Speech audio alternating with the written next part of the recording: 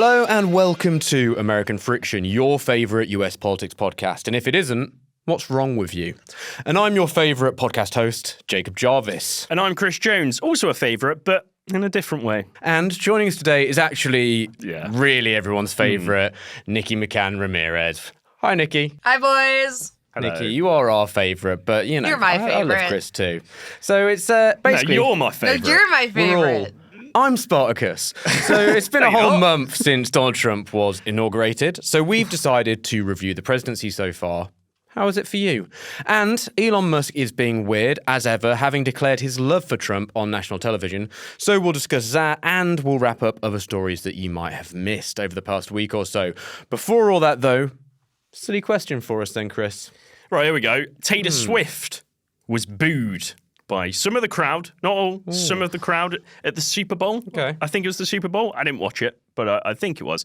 And from that, a woman has said that she's now divorcing her husband because she caught him booing Taylor Swift. Ooh. So my question to you guys is, what petty thing could your other half do that would mean that's it, game over, end of the relation? Not letting me watch my vampires. Me vampires? Why have you said it like that? Because, so my girlfriend is very appreciative of the fact that I'm a strange person and I have little things I'm obsessed with and I watch them to keep me on an even keel, basically. And my zombies and my vampires are two of those things. Yeah, you do love those. And she knows when she's not in the house, she's probably going to get an Amazon bill for Blade or 30 Days of Night or something along those lines because I'll just think... I'm on my own and I need to just keep myself feeling good, so I'm going to watch my vampires. You strike me as the kind of person that went to see Nosferatu by yourself. No, we went together. Oh. So exactly. Did you force her to? Or? No, she wanted to see that's it nice because of it's a good movie, actually. Robert Eggers, talented director. It's a good movie. Yeah, people I've liked not seen it. It's good. I might do. Yeah, I enjoyed it. I thought it was good. Nikki, what about you? Well, I just got engaged, so I'm not thinking about breakups. Yay! Celebrate, Joel. Celebrate. 50% of you should be thinking about it, Nikki, if we're talking statistically. I'm sorry. Oh my but, God. you know, there might No, I love him. But, you know, but... He's my sweetie angel. No, I'm sure not. But anyway, No. Chris's question. Okay. Now that, like, I'm in wedding planning and I'm talking to people who have, like, gotten married or in the process of getting married and, like, everyone's giving me, like, advice and shit. If it was, like, really, really petty, like, I hate the thing where men smash cake into their wives' faces at the reception. Yeah. Like, now that I know how much hair and makeup costs, like, if you do that to me, I am seriously considering an annulment. I might just not even have a cake. Just to, like, take the option off the table. I see those videos on Instagram or whatever, and I hear you, Nikki. I think it is the most selfish. It's not even funny. No! Also, waste of cake. Waste of good cake. If that happens to you, Nikki, or to any of you listeners, dump him, girl. That's what I'm saying. Dump him. Hundy P. Chris, what about you? If she watched the whole, if Lauren, sorry, I should refer to her as her first name, really, shouldn't I? Because that's kind and nice. Yeah. If she wouldn't, Loza. what? Loza. That's what I call her. Yeah. Do you? Hi, Loza. Yeah. You've never met her? But that's what I call her when I refer okay. to you. Okay, cool. So Loza, that's what I call her if you're listening if she watched the whole of the Lord of the Rings trilogy and just told me she hated it, that would be devastating. She did. I asked her this question though because I was genuinely quite interested to know what she thought of the things that she does that would end things. And there were two. There was leaving too many milk cartons in the fridge. Sometimes we have 4 oat milks on the go. 4. Okay, yeah, that's outrageous. Yeah. That was a Geordie accent. It's outrageous, man. Outrageous. The other thing was leaving the coffee in the coffee machine because then I have to do it when I get home. It's annoying. That was her anyway. Fair enough. But yeah, mostly Lord of the Rings kind of business there. Yeah, I prefer Quite similar to you. I prefer the funny Lord of the Rings one versus the maybe growing resentment over things such as coffee. So let's clean that coffee machine, please, Loza. Yes, please. So, Chris? Well, now we've got that out of the way. Welcome back. That's right, you are listening to American Friction.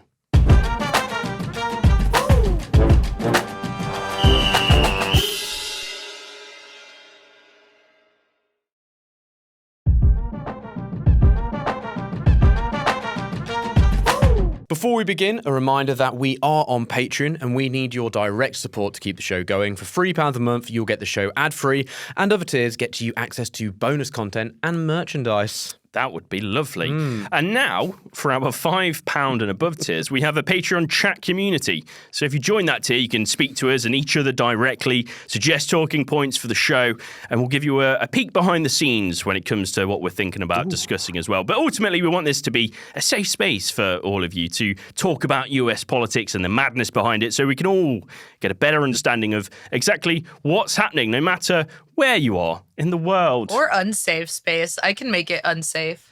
Oh, that's why are you threatening everyone? All right, well, my no, God. guys, we promise you it is safe. And to get It's into the safe. safe space, follow the link in the show notes or go to patreon.com/American Friction to sign up. That's patreon.com/American Friction to sign up. Do it again. Patreon.com/American Friction to sign up. And another quick announcement as well. If you watch this on... Well, I've spoiled the announcement. If you listen to this podcast on Spotify, you can now watch it there as well, and you can see all of our giggly little faces as we laugh at each other, or our outraged little faces as we talk about Donald Trump. So, yeah, if you're not on Spotify, maybe go try it out and have a look at the video. Right, Nikki. What's up? Month one of Donald Trump. A whole month. It's really it feels like it's been really quick and really slow at the same time. Was it worse than you expected? Yes, but also because month one was just like personally a deeply hellish month for me. Outside of the engagement, I just had like a lot of like family tragedy to deal with. And that compounded with, the slow death of the Republic was not exceedingly fun for me. I think we knew going into it a lot of the things that were going to happen. That it's not like the Trump administration, his allies were keeping any particular secrets about the things they wanted to do and how they planned to do them.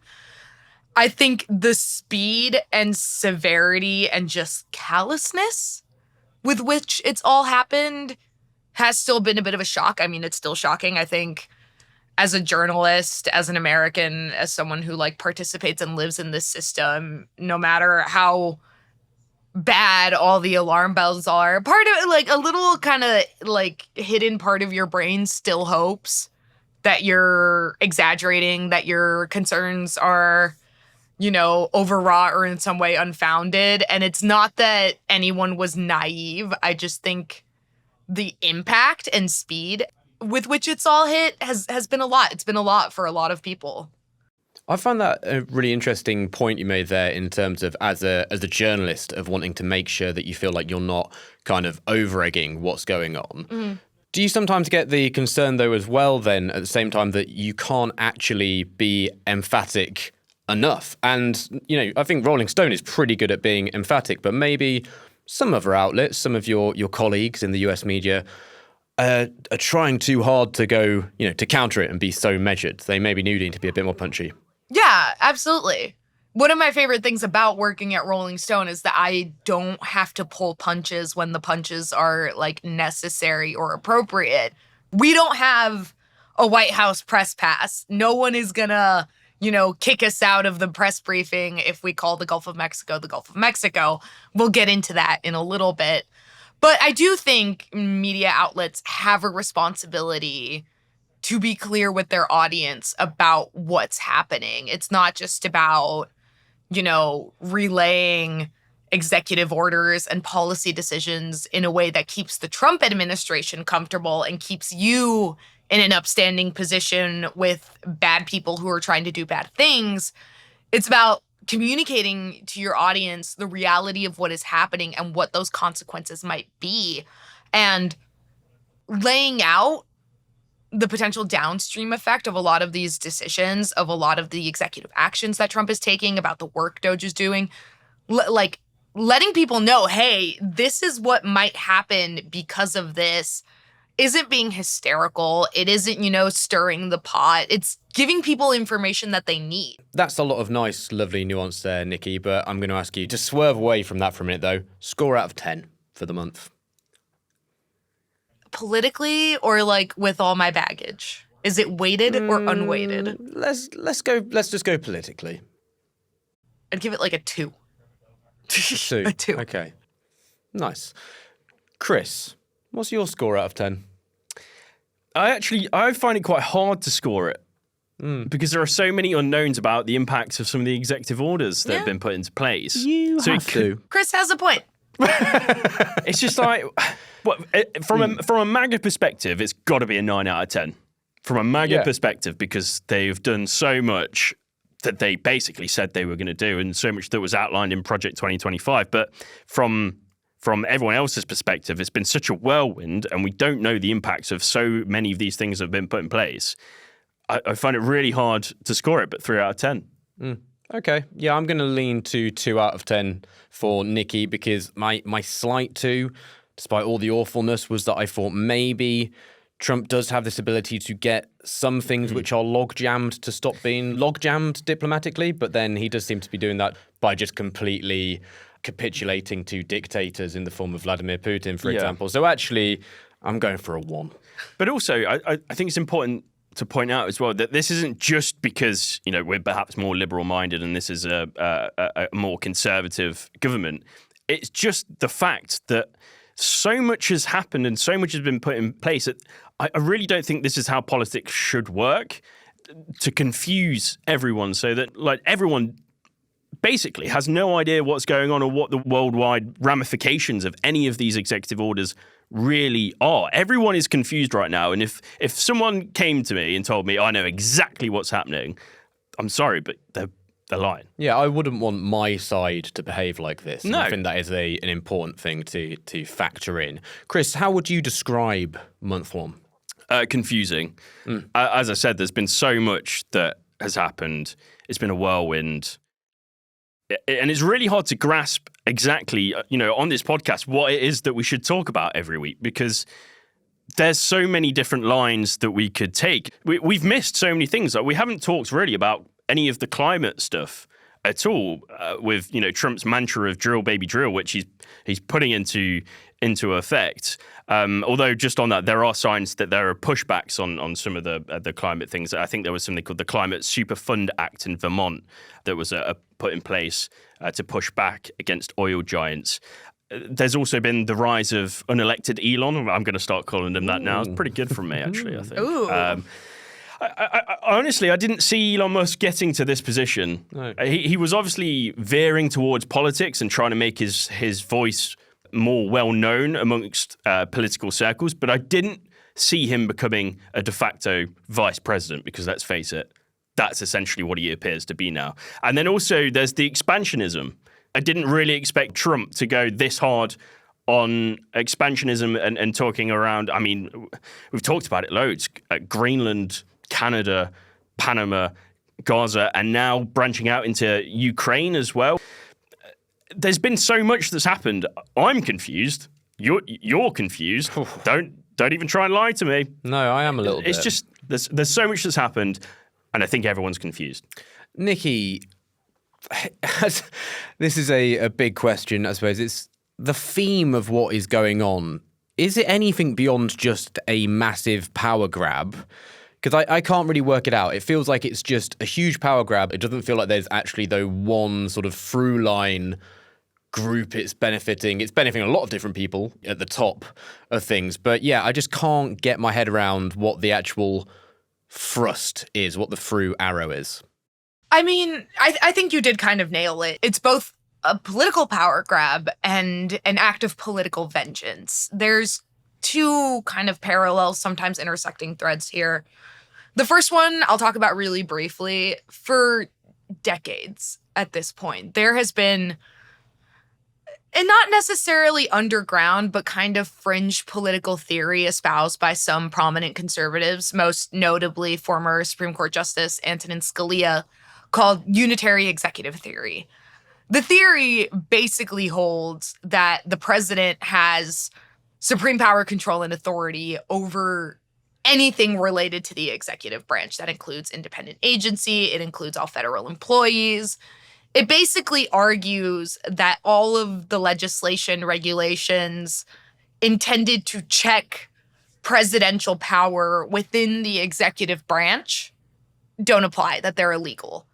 And some of these rules exist because presidents, theoretically, unless you win a second term, rotate every 4 years. And you have work that's done at federal agencies like the Department of Defense, the Department of Education, the Federal Trade Commission, the Securities and Exchange Commission, that should theoretically exist outside of a presidency. And a lot of the work we're seeing done by Doge, by Trump, by Russ Vought at the OMB are efforts to strip power and independence from these agencies and concentrate it in the president. And this isn't something that's unique to Trump. It's been happening, I think, really since like Reagan, ever since when there's been a slew of Democratic and Republican presidents, that there has been this slow, steady concentration of power within the president. And there's this misconception, which Elon Musk tends to talk about a lot because he doesn't really understand how any of this shit works, that the president is like the supreme and sole representative of the like will of the people, which is the phrase that like Elon loves to use, that what Trump is doing is the will of the people and anyone who opposes him is opposing the will of the people. That's not true. Most Americans have a slew of elected representatives who are theoretically charged with representing their interest, not only at the federal level in Congress, the president is one of them, but also at a local, county, city, even like community level. And this idea that the president is the supreme enactor of the will of the people and that his views are wholly representative of the entire American population, well, it's frankly just not true. When it comes to presidential elections, it's usually a pretty down the middle split. The president, ideologically, only ever represents about half of the country. You have to consider Congress and the Senate and state legislatures and governorships when it comes to popular representation. And so much of what we're seeing in Trump's first month is this really concerted attempt to double down on that concentration of power within the presidency in a way that, while it's not unique to other presidents haven't really done shit to this magnitude. And of course, to my second point, it's a platform of vengeance. It's Trump enacting all of the sort of grotesque fantasies that Republicans have had targeting immigrants, LGBTQ people, trans people, DEI wokeness, women and minorities. It's also Trump saying, you voted for me. Here's me doing everything I promised I would do to the people that you don't like. On the grotesque fantasy side of it as well, he's referred to himself as a king.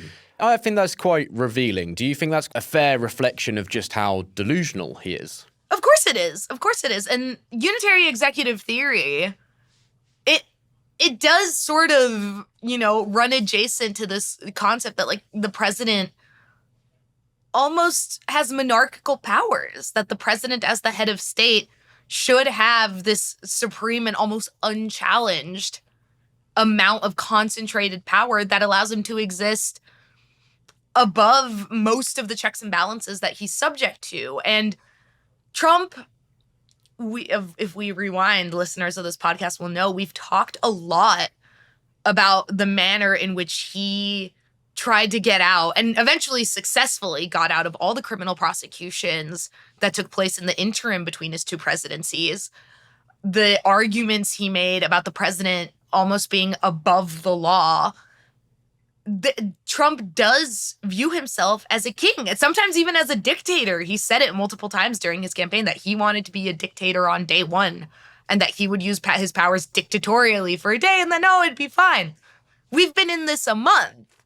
You're not seeing the Trump administration rely on the dual majorities they have in Congress to pass legislation.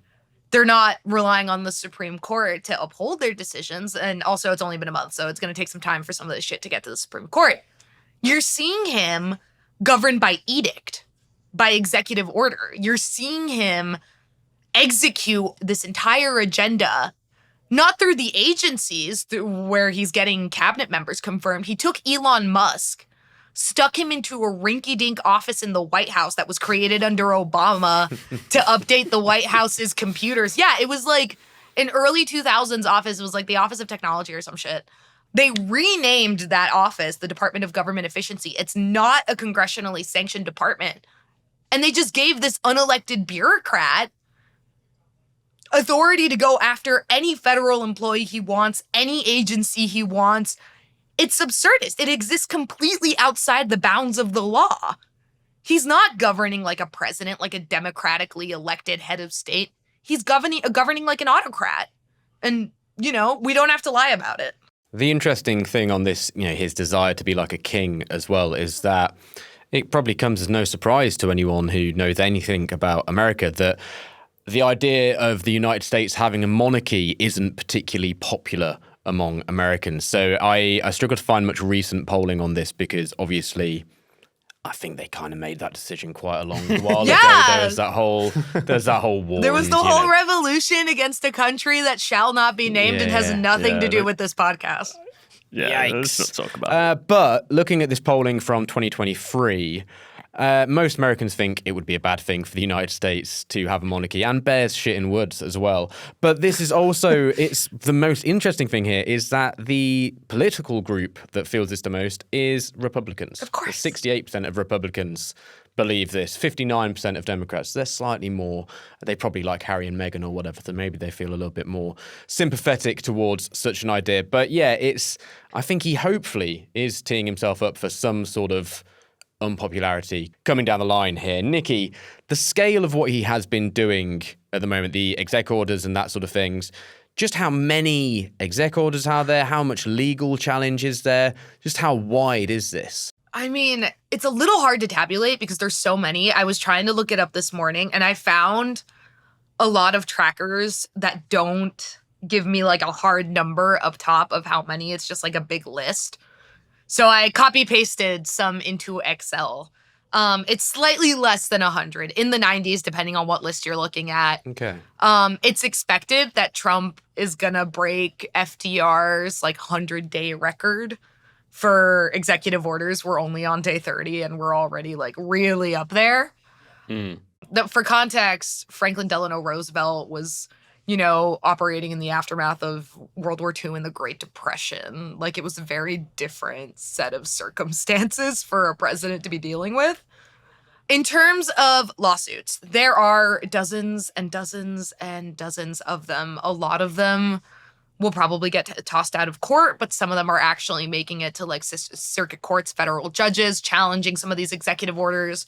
We have stuff on immigration, on Doge's ability to access internal government systems that they, legally have no right to access, on his attempts to ban transgender people from the military, on the slew of federal employees who are being fired willy-nilly without due process and without meeting the requirements for removing a federal employee that are typically, necessitated in this kind of situation. It's hard to get, again, a solid number on it, but according to the New York Times, I'm going to quote here, as of February 19th, at least 28 rulings have at least temporarily paused some of the president's initiatives. Okay, so there's some hope that some things are at least stalling what he's doing there then, I suppose. Yeah. Obviously, as you say, Nikki, it's hard to tabulate all of this and put it into a lot of context. But I think because of how much he's doing, a lot of the media talk does seem to be around look at everything he's doing and not around look at what the impact of some of the things he's doing actually is. So far, what are the real impacts that Americans are seeing from his actions? I mean, the big thing is the mass firings. That's going to be one of the most keenly felt with sort of the most immediate effects. Elon Musk and Trump and, Russ Vought have fired, I think it's upwards of 20,000 at this point. I think the number is actually much higher, but it's the difference between people who have outright been fired and people who are kind of on furlough, on probation, who have been told not to work and are kind of waiting to hear whether or not they will get fired. Trump, Musk, Republicans are talking a lot about federal bureaucracy, blah, blah, blah, like the evil deep state bureaucrat. Most of these people are just everyday Americans who took a job in government. They don't make that insane of a salary. A lot of them have families, they have children, they have people they need to support.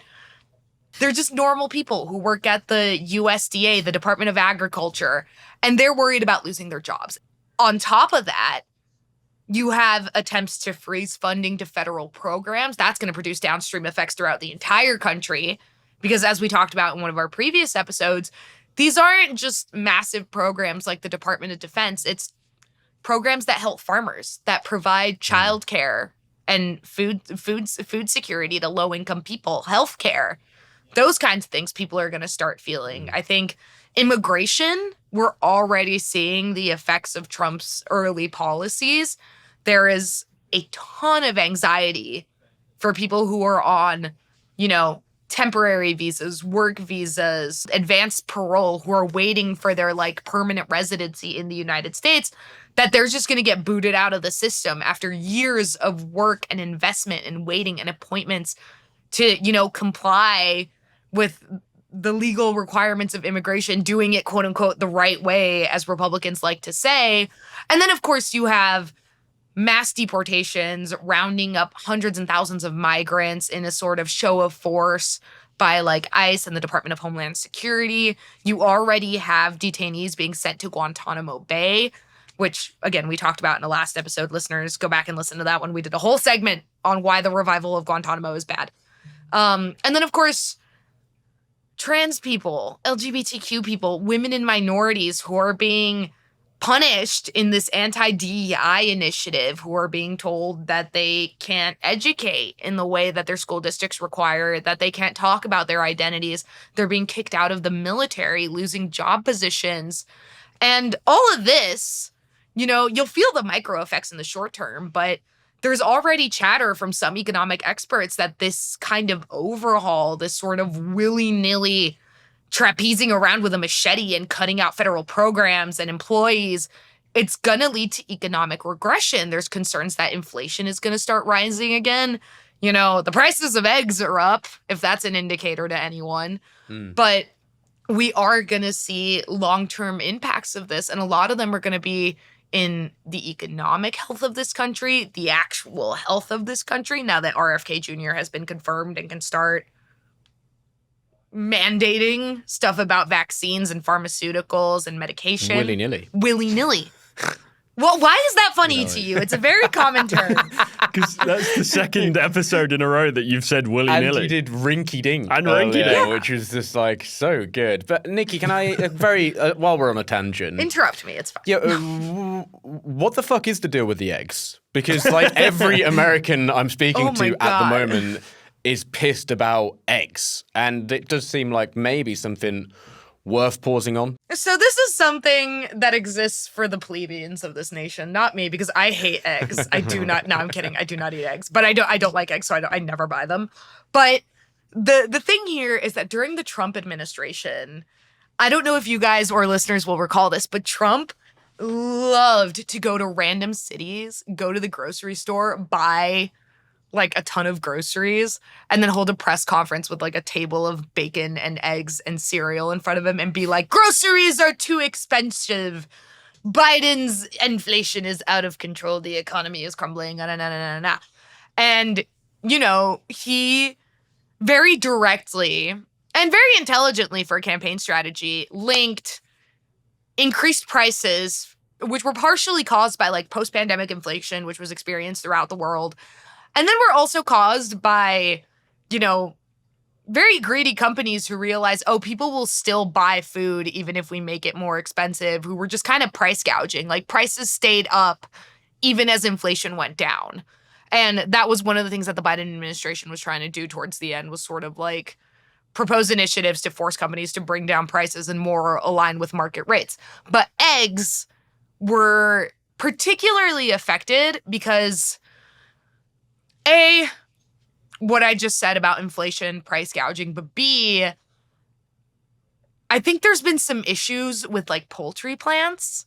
And then on top of that, you have an outbreak of bird flu in the United States. I think there's just less supply overall of eggs. So egg prices have continued to go up despite Trump coming into office and promising that egg prices would decrease under his administration.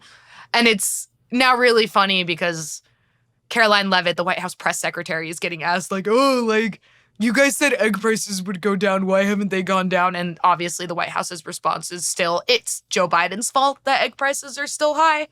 But I think it's just a microcosm of a larger issue in the United States right now, which is that prices are really high, wages are stagnating, it's really unaffordable to live here, and people are frustrated. Like, you can't buy basic goods without spending a ton of money anymore. Yeah, it's an absolute yoke, isn't it? Egg on Trump's face, I suppose. Wipe that egg off your face. Mine was better. Excellent. Chris, right. Jov. It's been a little while since we've done this. Polling. That's your thing. You love it. You're into it. Like, I like vampires. You like polling. What can we glean for Trump and the GOP on the numberoos? Well, I would say probably don't pay attention to the polling right now.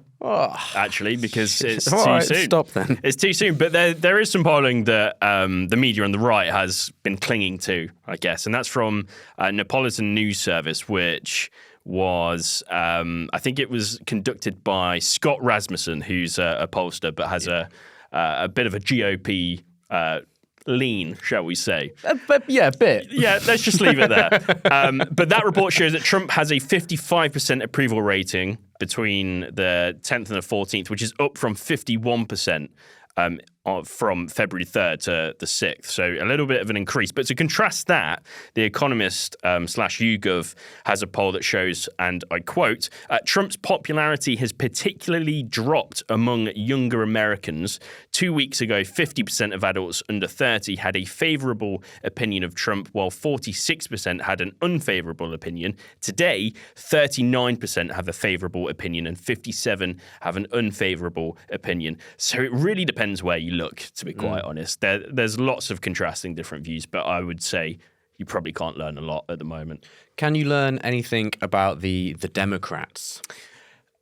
A little bit. And I would say that because the Democrats, as we spoke to Reverend Professor Keith McGee last week, said that it's going through an identity crisis, and that's obvious for everyone to see. And that's been going on for quite a while. So a YouGov weekly tracker has the Democratic Party favourability at a 7-year low.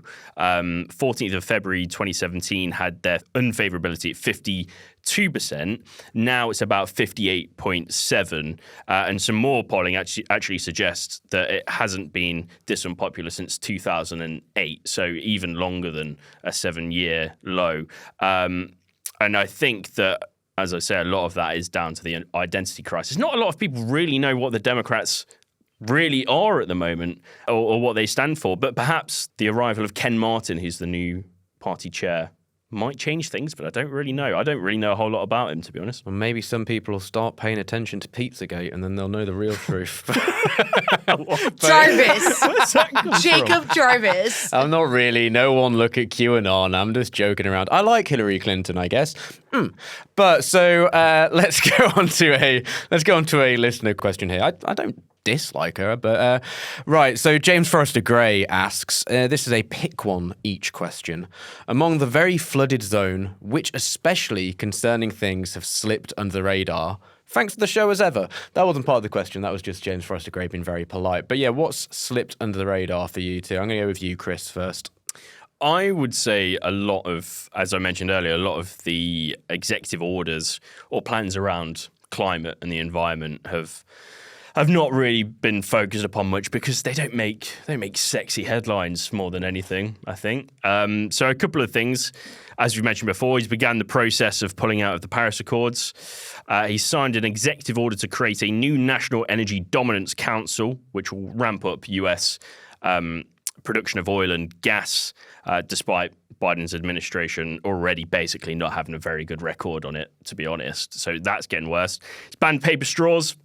They've gone not efficient enough, apparently. They do melt a little bit, but they're good for the environment. Fair.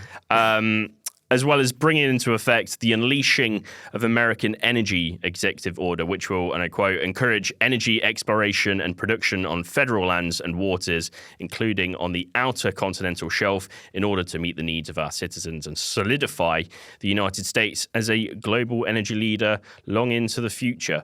So there's quite a few things there in terms of climate that have been put in place. And also there's been a lot of revoking of executive orders that were, for example, put in place by Biden. For one of them is Order 13990, which is the Protecting Public Health and Environment and Restoring Science to Tackle the Climate Crisis.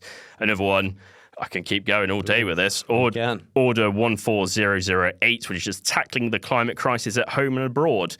So there's been a lot of going back on climate action, basically, to make the world not burn. I would agree with you that climate headlines aren't sexy, but you know what is less sexy? Climate change.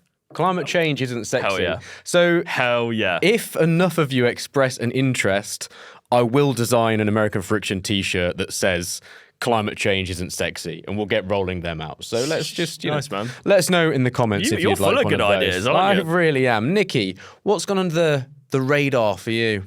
So I think Chris did a really good job laying out some of the like important executive orders who are going under the radar. So I'm gonna pivot.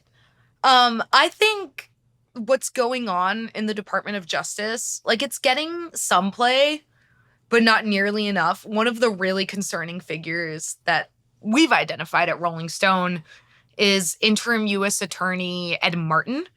He is a former Stop the Steal organizer. He organized some of the January 6th rallies.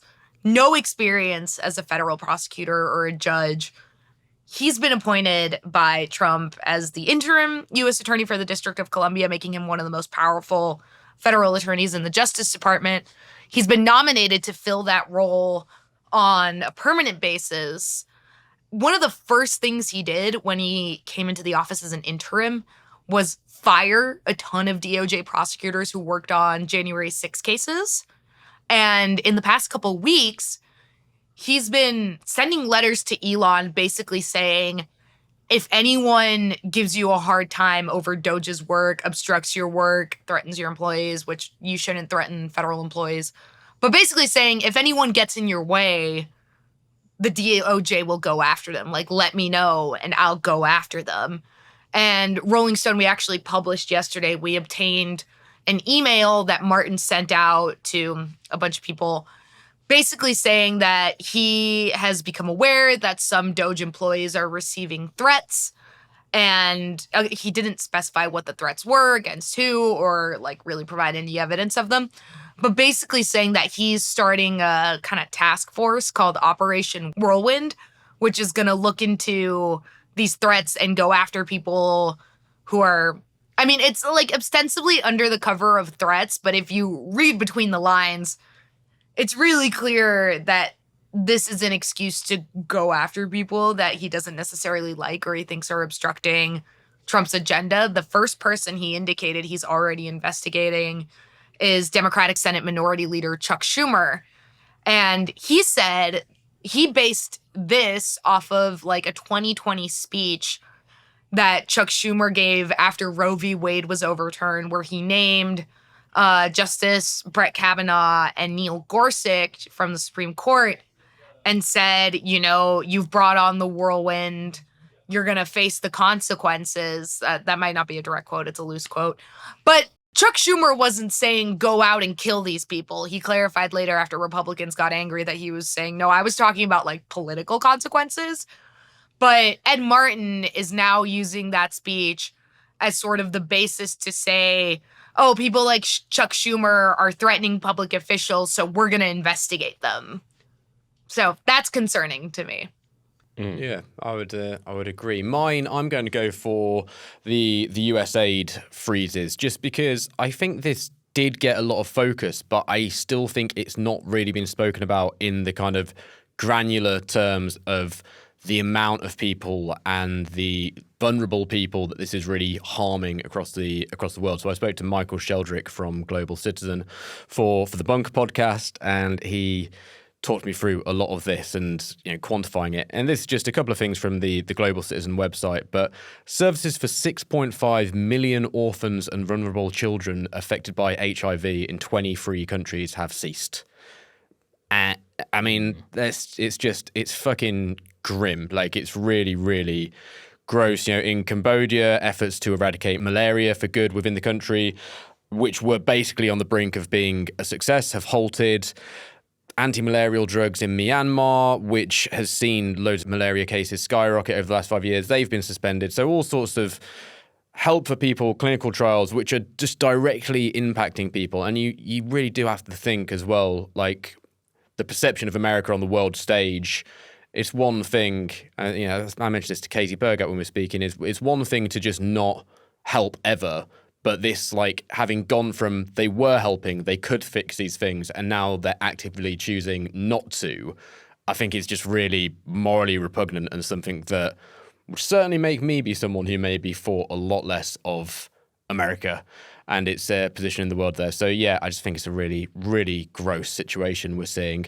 Final question on this section before we get into, got something we could take the piss out of in the next section, so that'll be fun. Do you both think that things are going to slow down anytime soon, Chris? No. Okay, Nikki? No, not in the slightest. No, fair enough. I don't think they are either. Sorry, everyone. It has to eventually. Maybe. Maybe. We look. I have been telling that to myself for the last DJ Nikki in the house. Oh my God, that was incredible. What are you doing? You just went wicka before you it was so good, man. That was good. Sorry, that was mate. really good content. Anyway, sorry. Serious podcast for us Sorry, now. everyone. I've been telling myself that things are gonna slow down for the last 8 years, and it hasn't happened. So don't hold out hope. Don't hope for anything, anyone. Next section coming soon. Right. Wicka.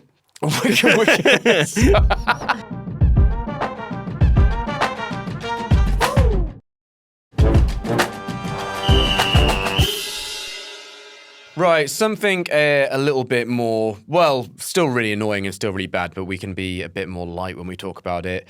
Trump and Musk's joint interview. Nikki, what did we learn from this auspicious event? I think the biggest thing for me is it feels like there definitely is an undercurrent of tension between Trump and Musk. Watching it, the amount of times that Trump straight up negged Elon, just being like, oh yeah, his employees dress worse than him.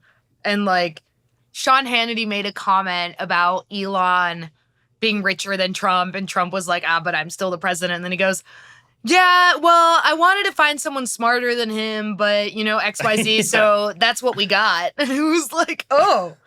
But it definitely seems that as much as, throughout the entire interview, they kept insisting that, no, there's no tension here. The people who are trying to, divide us are just angry because we're so effective. But you could tell that Trump, we know he doesn't like sharing the spotlight. In this interview, the amount of just little jabs he was taking at Elon, just small reminders where you could tell he was putting him in his place. That to me was very indicative that, there's more going on here than we might necessarily be privy to in their public statements. I mean, other than that, it was just a lot of exaggeration about the work that Doge is doing. We're going to get into some of the numbers in a second, but it's a lot of posturing by both of them, a lot of self-aggrandizement about, what we've talked about, this sort of revenge tour they're on against the quote unquote deep state, DEI, all these things. And to an extent, I do think they are claiming more effectiveness than they're actually entitled to. Chris, what stood out to you in the Musk-Trump loving? Well, this was, for me, clearly an exercise to launder Musk's reputation and to also launder the relationship that they have. I think at one point, Sean Hannity stopped and said something like, it's like I'm interviewing brothers. And it just wasn't. It just wasn't anything like that at all. It was weird. It was really, really weird. It didn't really seem like an interview either, to be honest. There was no real talk of policy or the direction for America. I mean, that's how it is on Fox News. Yeah, exactly. But it still shouldn't be. And it was a really confusing watch. It was purely an exercise to launder reputations. And one of the things that actually stood out to me was a complete bending of the truth. They were talking about Elon Musk and the impact that Starlink had in North Carolina. And Sean Hannity used the word donated.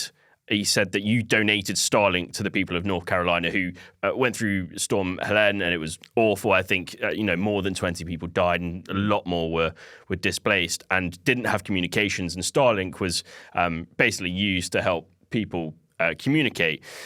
But the issue I have here is the word donated, which connotes that these people were given this for free. That didn't happen at all. What did happen was that people could sign up for Starlink to use it for the first 30 days. That would be free. They would still, though, have to pay $400 for the dish. And then after that 30 days is up, it's $120 a month. And it's an auto-roll contract. They got a free trial. Yeah, they got a free trial. For 30 days. But it's still not free because they had to pay $400. Yeah. And also, by the time that they were delivered the dish, which I think I saw figures on average, it took 2 to 3 weeks, it wasn't necessarily needed. And also, the people that could get a dish delivered were perhaps the people who weren't displaced in the first place. Don't get me wrong. I think this kind of thing and Starlink could be used for amazingly good causes. But the issue I take here is the bending of the truth, the word donated, which just isn't true at all. The other issue I have with this is that it is a real and direct conflict of interest to have the man who owns Starlink, who owns Tesla, who owns SpaceX, dictating what agencies get funding, who gets employed, who gets fired, what federal contracts go where, and what regulatory bodies get to put out what regulations. Well, what stood out to me is not as serious as you two, but just Elon Musk attempting to be a human. And when he says, "I love the president," it was just so odd, the way that he just struggles to communicate. And he clearly, it's like he's got a switch in his brain where he's like, be human now, but it just fucking falters and then he can't. So the transcript here is, they're getting asked, Sean Hannity is going, he's become one of your, if you read and believe the media, he's become one of your best friends. Which Hannity is sad about. Yeah, Hannity did seem kind of bummed out about it. But so Hannity's asking the president that, and Musk just goes, well, I love the president. I just want to be clear about that. And then he's like, no, I love the president, Sean Hannity. You love the president? And Musk is like, I think, I love him. And it's like, I think President Trump is a good man, and he's, and then the president, Trump is just like, that's the way he said that, there's something nice about it. And then they all just start kind of laughing, and it's just, Musk, it's so insincere. I don't really know if he's got the capacity for love, but I don't think he does love Trump. And he's just saying the whole reputation management thing is just, unfortunately, like every time Musk does get on in front of a camera, he looks more and more weird and behaves more and more strange. And there's nothing wrong with being strange, but when you're being one of the biggest pieces of shit in the world, and then you're really strange too, I think it's sort of it's a hard sell to the public. Tell us how you really think. Yeah, exactly. I will. Nikki, what was the biggest bullshit for you that stood out? Biggest bullshit. I just think Elon, like you said, struggles to be human. I also think he is still not fully comfortable with the idea of just being like, yeah, I like Donald Trump because of his policies and his ideology. It's every time he's asked to explain why he's Team MAGA in Trump's camp, it always goes back to him like disliking the left. And he had a really weird moment which I think is like a fully fake story. He says he was at like a dinner party, like some birthday party, something, and that he mentioned Trump offhand. So, he was complaining that he used to be adored by the left until everyone was infected with Trump derangement syndrome. And he said that he went to a dinner party a few months before the election and that the mere mention of Donald Trump's name caused the people he was having dinner with to act like, quote, they got shot with a dart in the jugular that contained like methamphetamine and rabies. Like, I hang out with a lot of Republicans because my family's full of them. I hang out with a lot of leftists. I hang out with a lot of people. I have never been in a situation where just mentioning Donald Trump causes people to act like they've been hit with a cocktail of meth and rabies. Like, that's a level of derangement that isn't normal in polite society.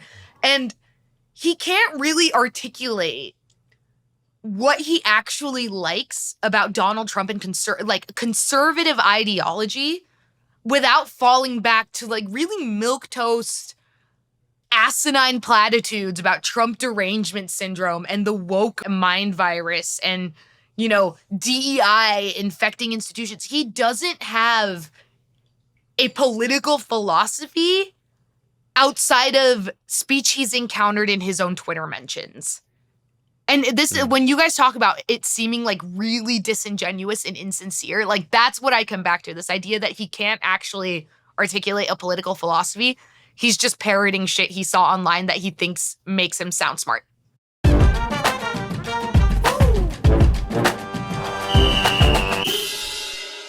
So I've got a quick bit of news for all of you. If you're a regular listener, you might notice that we're going straight into our listener question this week because we've got a little bit of a change. We're releasing our interview segment on Monday next week now. So we felt like we were squeezing our chat a little bit between myself and Chris and Nikki, and we want to have a little bit more space to talk about everything that's going on. And we also want our interviews to have lots of space as well. So yeah, a little bit of a change to the format. We're going to have the panel on Fridays and our interviews coming out on Mondays, give you something to look forward to on that very hard day of the week. This Monday coming, we still want to speak to mega brain experts. So coming up, we have former Alabama Senator Doug Jones, and he joins me and Nikki for a chat. Listener questions then. This one is from Dan Aldridge. Which cartoon villains do Trump and Musk best represent? Nikki? Beavis and Butthead. Beavis and Butthead. Okay, yeah, I see that. Are they villains? That I don't think they're villains, but I think the general attitude. I mean, like, do they have to be like of the same cartoon? You want to just make a mix and match? Do a mix and match. I like the idea of that. Can I do a mashup? In that case, I would say Elon Musk is more Beavis and Butthead. I think Trump is a little more Jabba the Hutt. Yeah, I see that. Gosh, that would have made for a really... Imagine how bad the CGI would have been if they'd added that to the fucking... the remasters. Oh, that's something I don't want to see. He's in Clone Wars, no? He comes out as like a cartoon in Clone Wars. What? Donald Trump? No. Jabba the Hutt. Jabba the Hutt, yeah. I'm Okay. this. Oh, gosh, we've got it all. I don't remember that at all. No. Oh, fucking hell. You've woken up. The nerd awakens over here. Oh, do you mean the TV series? Yeah, Clone Wars. Right, makes sense. Yeah. Checks out. Yeah, that checks out. All right, you've passed that one. Thank you. No, Chris. you go first. Don't ask me. I'm still thinking about this. Well, I was going to go for Pinky and the Brain, but I feel like they sort of switch between Pinky and Brain at different times, kind of. I don't think... They have the brain based on their own hubris. As we know, Musk would like to think he was brain in that situation, but he just buys lots of brain people and kind of isn't really brain himself. So I go for that. But then the mix and match, that I am enjoying, and that I can't really get my head around. But I'd like to think that maybe Trump is kind of like an evil version of Angelica from Rugrats. Nice. Like just like really petulant in that sort of way. And then Musk, I'm just struggling. Most cartoon characters have some variety of charm and charisma, and Trump, for as much as I dislike him, I have to give him that he's got some weird sort of charisma. Musk just doesn't. He just wouldn't work. All these cartoon characters have some charm. You could write Trump. I just don't think you can really write Musk. Because as you say, he doesn't have he's a bit of a shell. He doesn't have that. He hasn't got a motivation. Like, if I was in a writer's room talking about Musk, I'd be like, but what motivates him? His motivation is having lots of babies and not raising them. Yeah, babies and money. It's a strange one. Chris, you're deep diving. You're Googling at the moment as we I'll be honest, speak. I haven't watched a cartoon for a very long time. Oh, well, aren't you special? Fuck off, Nick. What about give BoJack Horseman a go? That's like the adult, grown-up. No, I cool guy tried. cartoon. I did try with So that. good. I couldn't get into it. Really good. When you first asked me this, my first reaction was that Elon Musk could potentially be him from Powerpuff Girls. Okay. But I think him is too eloquently spoken to be Musk. So my next thought was perhaps this isn't a cartoon, but the Batman, Robin Pattinson, that one, Scarecrow from the Batman. That's potentially Musk. And you know what? I think I agree with Nikki on Trump. I think it's Jabba the Hutt. I don't think it could be anything else. It's the posture more than anything. For the Star Wars link, imagine if Kylo Ren was played by Aiden Christensen. That's Musk. So imagine how bad that would be. Excuse me, That's I Musk. think Aiden Christensen was unfairly maligned. Oh, come on. I've thought of one. Elon Musk is the mouth of Sauron. Oh, it's always all roads Trump lead to Lord of the is Rings. Sauron. Okay. I think that's giving them too much credit. Yeah. I think so too. Maybe an orc. An orc. So does that make like Biden Because the Theoden? orcs are just misunderstood. Well, I could go right down a rabbit hole here. Dan, thank you very much for your question, but I'm cutting sorry, it there. Dan. I hope that gives you some insight into our minds, if not particularly into American politics. Specifically Chris's mine. Yes, It's all Chris. over the place. I'm sorry. There's a lot of stuff in there. Yeah. So that question asked by Dan was asked on our new Patreon community chat, which you will have access to if you sign up to our £5 and above tiers on Patreon, which also gets you bonus content. Very, very good, that. So the link in the show notes, or go to patreon.com/American Friction to sign up. Just twice this time. Patreon.com/American Friction to sign up. And with that brings us to the end of American Friction. Thank you very much, Nikki. Thank you very much, Chris. Jarv. Chris Jov. Chris Jarv, that's my new name. That'd be if I was a cartoon baddie. Chris Jarv. Sure. Chris, thank you very much. Thank you, Chris Jov. And Simon, thank you very much as ever. Thanks, Simon. Thank you. You're the best, Simon. He is the best. He's pretty good. And all of you out there listening, thank you very much as ever. And another quick reminder, if you can't support us on Patreon, financially we understand that, but if you can go down into your app and rate and review us wherever you're listening to the show, we would be eternally grateful. And I mean that. I intend to live for eternity, so I will be internally and eternally grateful. You've been listening to American Friction. Make sure you keep listening forever, because I'll be alive forever. Goodbye.